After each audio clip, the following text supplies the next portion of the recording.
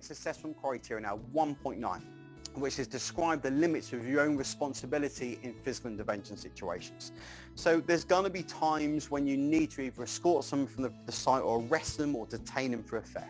So when it happens, and you may be challenged by the person, in the refusal to leave, So again, as I said before, you need to be very careful how you approach the situation so you don't kind of get yourself in a situation where you feel you're forced to get involved physically. Specifically, if part of your assignment instructions there is that you don't do so.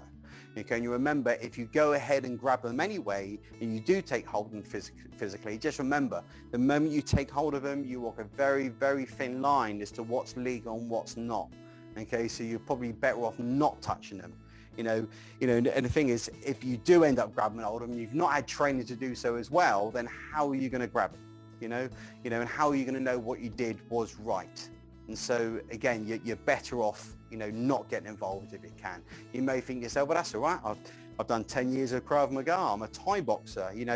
Well, if you think about where those tools lie, they're there for self-defense. They're what we'd call draw three. They're like hammers, And this is the thing, if the only tool you've got is a hammer, every job's a nail, And so, yeah, you need to be very careful about using those types of skills operationally. You should only ever use them if you find yourself in a self-defense situation. And of course, you can fully kind of justify the need to do so. You've only got to look on YouTube. You've only got to look on social media, on Facebook. It happens quite often. So, come back to the assignment instructions again. What is your roles? What's your responsibilities? What's the expectations? And if there's an expectation of your employer to get involved physically, you should be saying to them, where's my training? The next assessment criteria is 1.10, which is to identify different types of harm that can occur during physical interventions. So this assessment criteria is more kind of a deterrent than anything else, as in, if you decide to get physical, you need to consider or know the potential dangers of doing so. So this is why door supervisors have specialized training that also includes theory and knowledge surrounding the use of force, impact factors, medical implications, duty of care, etc. So without that kind of training to back you up, you're on very thin ice when it comes to getting involved physically. So let's just have a look at some of the dangers or the types of harm that can happen. So of course, with situations, things like serious injury or even death can happen. We're going to start striking and kicking people. If people fall to the ground, they're going to get injured on the way down or when they hit the ground. And once they're there, how you're going to hold them.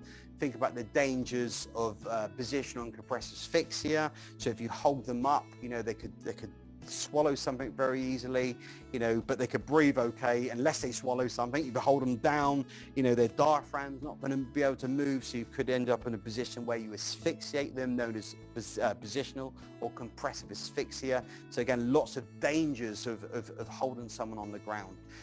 So any forceful restraint could lead to medical implications or sudden death. You don't know what that person's been through before they get to you. You don't know what they're predisposed with. So sometimes when you hold on to someone, it may not take long before they end up with serious adverse outcomes. And so for all these reasons and a whole lot more, you're best off just avoiding it unless you don't have a choice. Okay, and if you don't have a choice in relation to a self-defense situation, then of course the assignment instructions, everything else goes out the window anyway, because you're in a position or situation of self-preservation. But remember, if you do end up having to go to court and justify it, remember about the level of force that you use. It must be proportionate, reasonable situations.